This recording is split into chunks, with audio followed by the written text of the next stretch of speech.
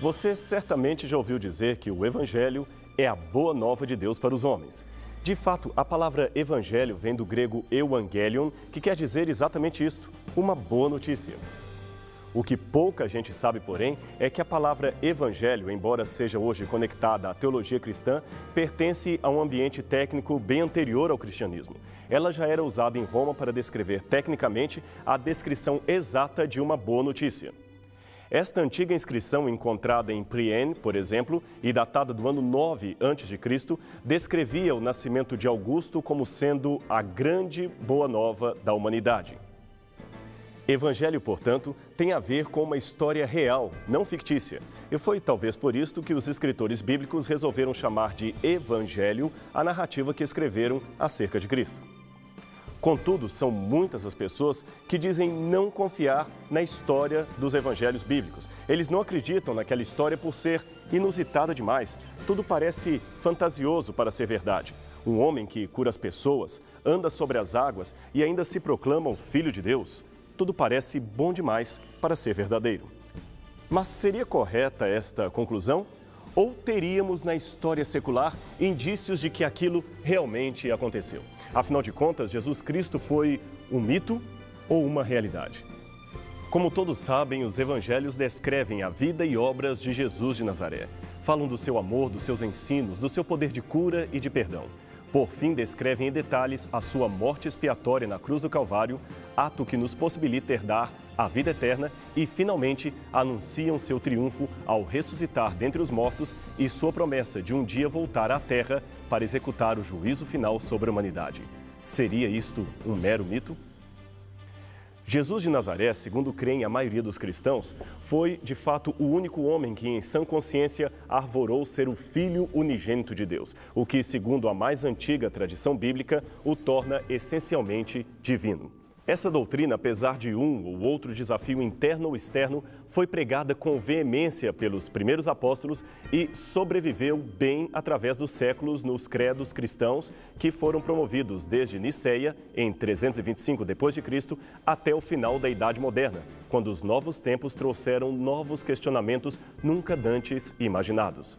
É que a partir do século XVIII, as igrejas reformadas da Alemanha começaram a passar por um período de forte sobrevalorização do racionalismo em detrimento à fé. Este foi o chamado Iluminismo alemão, que moldou tremendamente o pensamento de teólogos e racionalistas acerca da pessoa de Jesus Cristo. A pretensão básica desses novos pensadores era criar uma religião cristã que fosse mais racional e menos sentimentalista. Logo, começaram a surgir vários escritores pretendendo expor teorias sobre quem haveria de ter sido Jesus de Nazaré. Suas novas acerca do fundador do cristianismo, é claro, contradiziam em muitos aspectos a visão bíblica tradicional, de modo que eles faziam uma distinção entre o Jesus histórico e o Cristo da fé. O primeiro, se é que existiu, pois muitos duvidavam até mesmo de sua existência, foi o Jesus historicamente real, ao passo que o segundo seria apenas um ser mitológico, inventado e mantido pela tradição da igreja através dos tempos.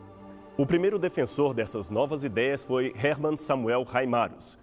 Influenciado pelo deísmo inglês, ele projetou uma enciclopédia de 4.000 volumes, na qual pretendia reconstruir de modo científico a história da religião cristã. Entretanto, foi apenas depois de sua morte que o editor alemão Gottfried Ephraim Lessing publicou parte do seu tratado numa edição anônima.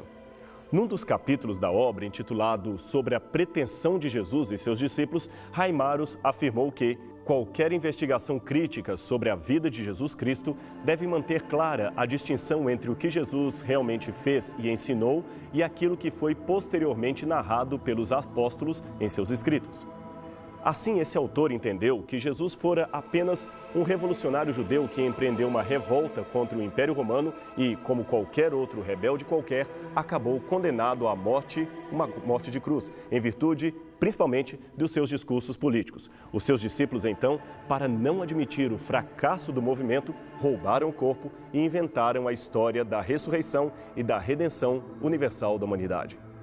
O segundo intelectual alemão a duvidar das posições tradicionais sobre Cristo foi o teólogo e filósofo de Berlim, Friedrich Ernst Schleiermacher, que, influenciado pelo romantismo alemão, abriu as portas para o pensamento iluminista secular e permitiu que este entrasse na esfera teológica. Em 1832, Schleiermacher apresentou uma interpretação muito desconcertante acerca da vida de Jesus Cristo e sua obra de salvar a humanidade.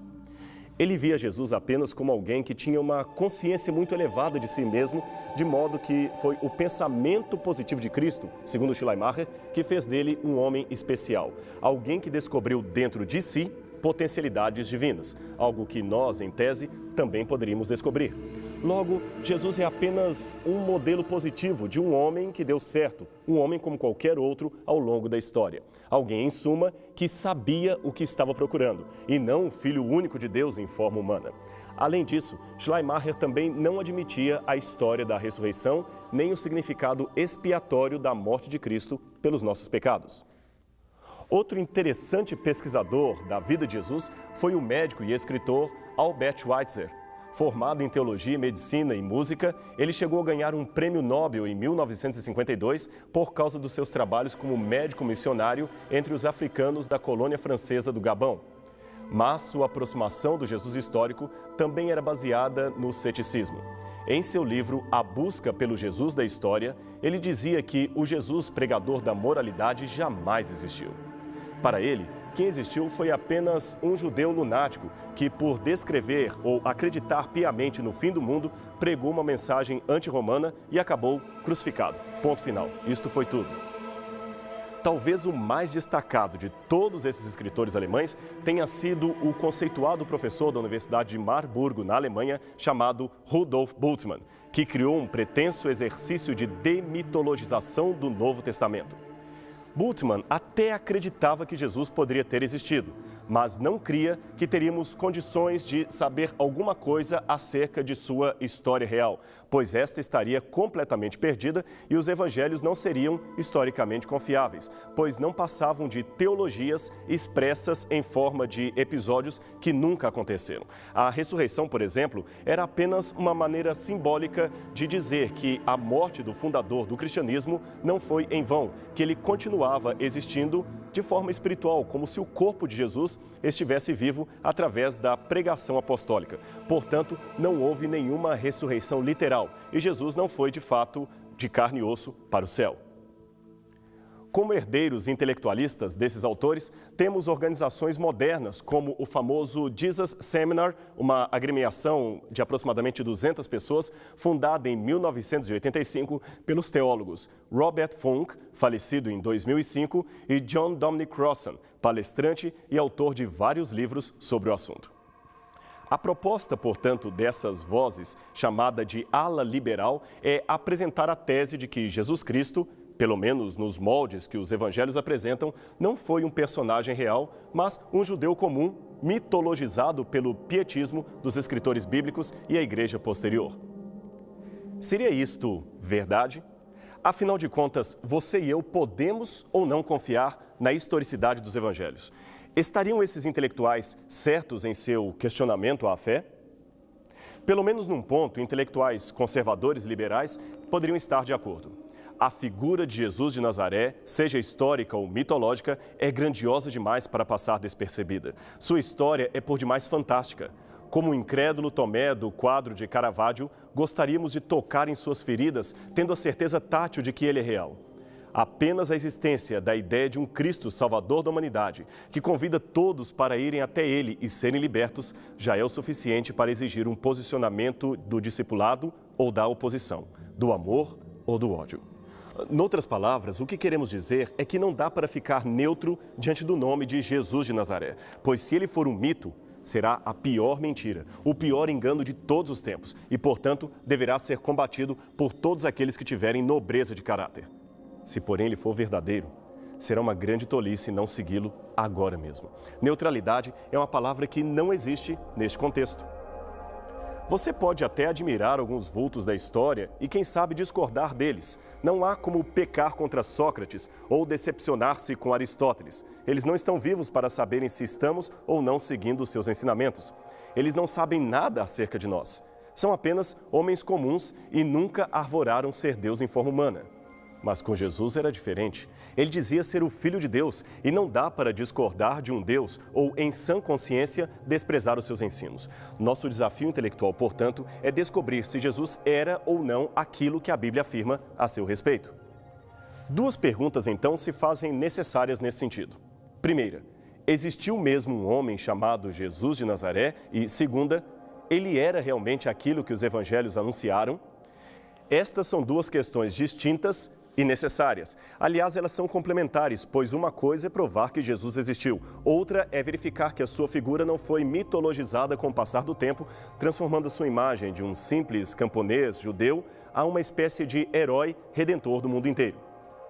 De fato, o primeiro problema com a nossa busca é a carência de material fora da Bíblia, anterior ao segundo século, que mencione Jesus como um personagem real. Alguns talvez esperassem que, devido aos seus grandiosos feitos, o nome de Jesus fosse registrado em cada livro ou carta que se produziu em Roma. Mas não é bem assim. Jesus, lembremos, não foi reconhecido pelos seus contemporâneos. A sua mensagem era dura demais para eles e tanto é que chegaram ao ponto de pedirem a sua morte. Ademais, o ministério de Jesus foi geograficamente curto, percorrendo um limite inferior a 400 quilômetros de diâmetro. Acrescente-se a isto o fato de que mesmo grandes figuras do passado nem sempre têm a sua historicidade bem atestada por documentos contemporâneos da época, como poderíamos supor. Não temos, por exemplo, nenhum texto grego anterior ao terceiro século a.C. que confirme figuras históricas e famosas do passado como Sócrates, Platão ou até mesmo Alexandre o Grande. O rei Nabucodonosor, que construiu a suntuosa cidade de Babilônia, teve a sua historicidade confirmada pela arqueologia apenas no século XIX, cerca de 2.500 anos depois da sua morte. E muitos faraós do Egito, como o famoso Tutankhamon e a rainha Hatshepsut, também não seriam conhecidos se não fosse recentemente a descoberta que fizeram de testemunhos preservados ao longo da história, porém posteriores à sua morte. Esses personagens também poderiam ter a sua historicidade questionada. A explicação para esta pobreza de depoimentos históricos está no fato de que muitos documentos da antiguidade encontram-se desaparecidos. Milhares deles foram completamente destruídos, como, por exemplo, os mais de 700 mil manuscritos da Grande Biblioteca de Alexandria, que foi incendiada pelo califa Omar na Guerra de 641 d.C. Portanto, muita coisa se perdeu e não é difícil supor que houvesse mais coisas escritas sobre a pessoa de Jesus, mas que estão retidas na poeira do tempo. Aliás, é até possível que algumas anotações documentais do movimento de Cristo também fossem destruídas no incêndio provocado por Nero, que arruinou a cidade de Roma com muitos dos seus arquivos em 66 d.C. Mas apesar do esperado pequeno número de documentos, existe algum texto antigo, fora da Bíblia, que ateste a autenticidade histórica de Jesus Cristo? Sim. E o mais antigo deles foi escrito pelo historiador judeu Flávio Josefo, que por muitos anos trabalhou como escrivão acompanhante das milícias romanas de Tito e Vespasiano. Escrevendo por volta do ano 90 de nossa era, Josefo declarou: "Por esse tempo surgiu Jesus, homem sábio, que talvez seja mais que um mero homem. Era capaz de realizar coisas extraordinárias. Ele arrastou após si muitos judeus e muitos gregos. Era considerado o Messias. Embora Pilatos, por acusações de nossos chefes, o condenasse à cruz, aqueles que o tinham amado desde o princípio não cessariam de proclamar que, passando o terceiro dia, apareceu-lhes novamente vivo. Os profetas de Deus tinham respeito por ele. Ademais, até o presente, a estirpe dos cristãos, assim chamada por referência a ele, não cessou de existir." Esse texto é tão extraordinário que muitos julgaram que não poderia ser verdadeiro, que seria fruto de uma interpolação de um escriba cristão posterior. Porém, estudos mais avançados em papirologia, isto é, o estudo de antigos manuscritos, demonstram que ele faz parte, com poucas variantes textuais, de todas as mais antigas cópias manuscritas que temos dos escritos de Flávio Josefo, o que reforça bastante a autenticidade do seu conteúdo. Note que nele, o historiador, que era judeu e, portanto, não era seguidor de Cristo nem simpatizante do movimento, declara que Jesus era considerado o Messias e não que ele mesmo cria nisto. Mas o seu depoimento continua, dizendo que Jesus era capaz de realizar obras extraordinárias. Ora, não seria isto um claro indício dos seus milagres? Note que ele chega a suspeitar que Jesus até fosse mais que um mero homem. Esse testemunho, vindo de alguém que não fazia parte do círculo de seguidores de Cristo, torna-se muito valioso, pois Joséfo não teria razão nenhuma para fazer tais declarações acerca de um simples carpinteiro, a menos, é claro, que houvesse testemunhas oculares acerca de sua atividade em comum. Em outro texto, Joséfo ainda faz uma segunda menção de Jesus, dando a entender que ele era considerado o Messias dos judeus. Falando do golpe de Estado promovido pelo sumo sacerdote Anã após a morte de Festo, Joséfo diz que o sumo sacerdote convocou uma assembleia de juízes e colocou diante deles o irmão de Jesus, que é considerado o Messias. Seu irmão se chamava Tiago, e com ele havia alguns outros. A estes, Anã acusou de terem transgredido a lei e os entregou para serem apedrejados. Ora, Anã é uma forma grega de transcrever o nome Anás, que justamente com o outro sacerdote, Caifás, promoveu o julgamento contra Jesus, conforme está na Bíblia. Dentro do Império Romano, também houve valiosas menções à pessoa de Jesus Cristo. O historiador Tácito, que viveu por volta do final do primeiro século e início do segundo, descreveu com detalhes o famoso incêndio de Roma, ocorrido em 64. Este historiador fala da perseguição de Nero aos cristãos e menciona o nome de Cristo, que, para o seu entendimento, não era um título, mas um nome próprio.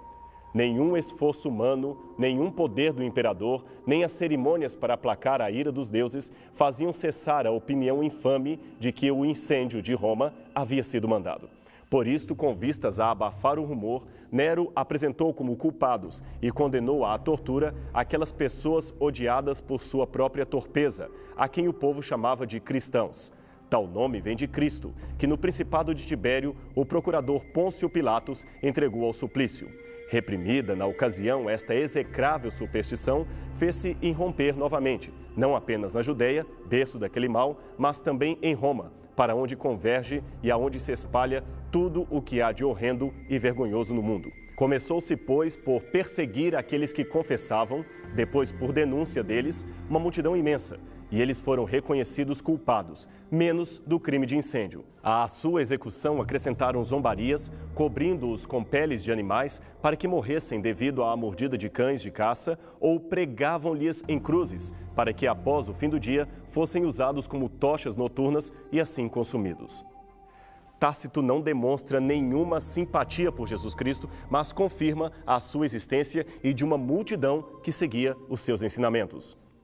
Um outro escritor romano que viveu na mesma época de Tácito também faz referência a Cristo. Seu nome é Suetônio e ele foi contratado como biógrafo oficial do Império para escrever um tratado sobre a vida dos imperadores Cláudio e Nero. No seu primeiro livro, ele comenta a expulsão dos judeus de Roma por volta do ano 49, durante o reinado de Cláudio. Ali, ele menciona uma estreita ligação entre alguns judeus e um certo Crestos, que, no entender de muitos, poderia ser uma grafia errada do nome Cristo. Estes são apenas uns poucos exemplos de menções de Jesus Cristo fora dos evangelhos, e isto demonstra a sua existência na história. Mas algumas perguntas ainda persistem. Teriam os evangelhos exagerado ao descrever quem Jesus era? Não teriam eles feito como muitos escritores gregos e latinos que transformavam um homem comum num verdadeiro titã apenas por questões de ideologias? Enfim, seriam os evangelhos uma propaganda? Para respondermos a estas indagações, é preciso que formulemos outras perguntas que os teólogos liberais, por alguma razão, evitaram formular. Afinal, desde Einstein, sabemos que a formulação correta de perguntas pode ser mais valiosa que a apresentação de hipóteses para um dado problema. Sem as perguntas corretas, as respostas ficam vagas e preconceituosas, como, aliás, parecem ter sido algumas das afirmações e publicações feitas pelos céticos que inundam as livrarias de todo o mundo. Nossas indagações, então, poderiam começar assim. Sabendo que as biografias ideológicas e as propagandas visam a obtenção de ganhos, o que os autores do Novo Testamento ganharam com a suposta fabricação do mito de Jesus? Fama? Poder? Pelo contrário, desonra e humilhação. Por que então criar uma história mitológica e estar disposto a morrer por ela se a mesma não lhes traria ganho algum? Se fosse apenas um autor de tudo, nós o chamaríamos de louco, pois os loucos podem jurar ter visto aquilo que não existe. Mas não era apenas um autor, e sim uma multidão de pessoas que dizia crer naqueles fatos. Se não fossem verdadeiros, quanto tempo duraria a farsa? Quanto tempo ela aguentaria sem ser desmascarada? Note que eles eram diariamente sentenciados à morte por afirmarem a sua fé na divindade e na ressurreição de Jesus.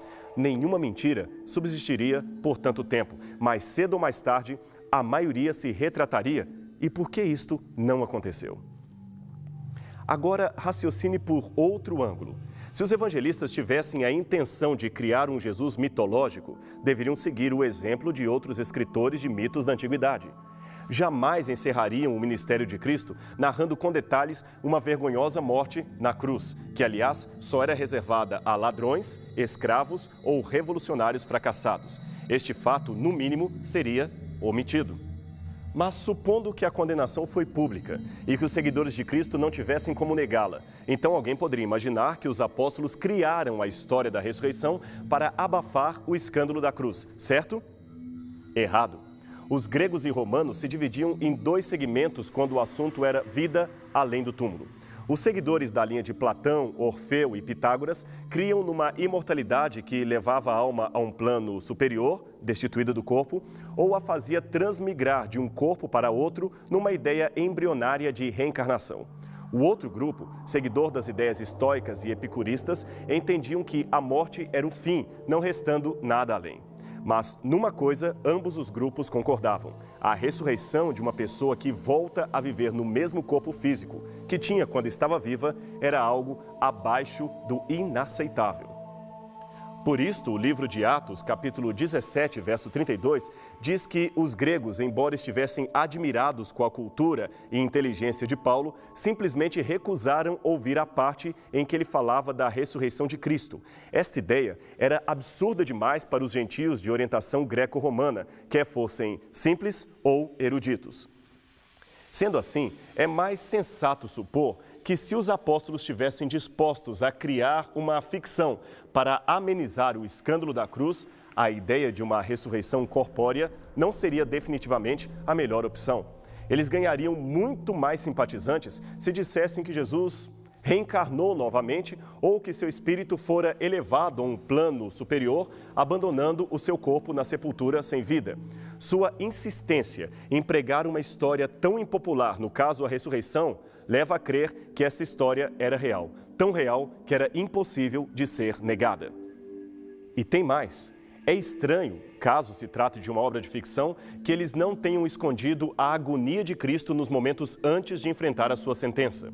Ao contrário do Fédon, que num tom bem mitológico descreve Sócrates diante da morte como um impávido herói que desdenha de seus inimigos ao beber o veneno da cicuta, Jesus sofre e recua diante da morte. Ele teme o que há de enfrentar, chegando a transpirar sangue, e implora ao Pai para que, se possível, passasse dele aquele cálice. Ora, nenhuma descrição mitológica de um herói o apresentaria temendo a própria morte, pedindo água para seus inimigos ou deixando a cruz cair no caminho por não ser capaz de levá-la sozinho. E não foi somente a morte, mas a própria vida de Jesus que não coincide com os moldes de uma biografia propagandística que evitaria toda a descrição que pudesse trazer embaraço para o movimento.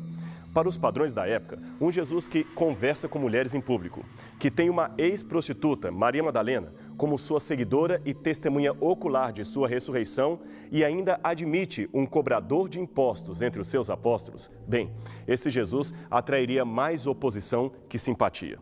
Não podia jamais ser fruto de uma criação religiosa com fins ideológicos. Isto só nos indica que os evangelistas não tinham a menor intenção de escrever uma novela fictícia ou esconder fatos que poderiam tomar uma forma de vergonha para o movimento cristão. Muitos foram sábios cuja descrição exagerada de seus feitos tornou a sua vida um retalho de lendas onde é difícil discernir o que é real e o que é histórico, o que é mito e o que é verdadeiro. Mas a apresentação bíblica de Jesus não se encaixa em nada nesta moldura mitológica. O Salvador chega a ser um contraste quando comparado com esses grandes vultos da humanidade. Vejamos alguns exemplos. Homero dizia que um homem, para ser magnífico, deve ser sempre o primeiro e estar antes dos demais. Jesus, porém, afirmou que quem quisesse ser o primeiro, que se tornasse o último. Mateus 9:35. Aristóteles disse que só um homem estúpido aceitaria os insultos e ensinaria seus discípulos a fazer o mesmo. Estranho é que Jesus seja mostrado ensinando os discípulos a não revidarem o mal que lhes era feito, ao ser ele mesmo vítima, também não agiu da maneira como sugeria Aristóteles. Aceitou até mesmo o beijo de Judas, que era o pior insulto que se poderia suportar. Teógenes, um outro escritor da antiguidade, sugeriu que se alguém recebesse dos deuses o poder de operar curas, deveria tirar proveito disso e, para preservar a sua própria imagem, jamais tentar a recuperação de um homem imoral. Afinal de contas, dizia ele, não se pode reformar um vilão. Mas o Jesus dos evangelhos não pensava assim. Ele jamais cobrou dinheiro ou favores políticos para curar alguém. E em sua lista de beneficiados, temos, por exemplo, pessoas de índole duvidosa, como Zaqueu e Mateus, que eram publicanos, cobradores de impostos, uma espécie de mercenários dos romanos. É claro que o objetivo do mestre era recuperar estas pessoas consideradas caso perdido para a sociedade em redor. Como você pôde observar, os evangelhos deveriam ser muito diferentes do que são se intentassem criar um mito ou uma narrativa exagerada para tornar o seu mestre mais aceito na sociedade que lhe circundava. Não é sem motivo que o apóstolo Paulo, certa vez, escreveu uma palavra muito interessante na Bíblia. Ele diz: "A mensagem da cruz de Cristo parece loucura, pois os judeus pedem milagres como prova e os gregos buscam a sabedoria. Mas nós pregamos a Cristo crucificado, uma mensagem que é ofensa para os judeus e loucura para os não-judeus." 1 Coríntios 1, 19-23. Mas era uma mensagem tão forte e verdadeira que eles não ousariam modificá-la nem para que se tornasse mais popular aos seus companheiros. Como escreveu Pedro, outro apaixonado pelo Mestre de Nazaré: "Porque não vos demos a conhecer o poder da vinda de nosso Senhor Jesus Cristo, seguindo fábulas engenhosamente inventadas, mas nós mesmos fomos testemunhas oculares de sua majestade." 2 Pedro 1,16. E lembre-se, o homem que escreveu ou ditou essas palavras morreu crucificado de cabeça para baixo por não negar aquilo que cria. Mas ele estava lúcido o bastante para não morrer por algo que fosse menos que verdadeiro. De fato, o cristianismo não é baseado no mito. Jesus existiu e é graças à sua existência histórica que temos hoje a certeza viva da nossa salvação, da esperança de nossa vida eterna. Se você deixar que essa certeza inunde o seu coração, você verá que Cristo é tão real que quase dá para tocá-lo.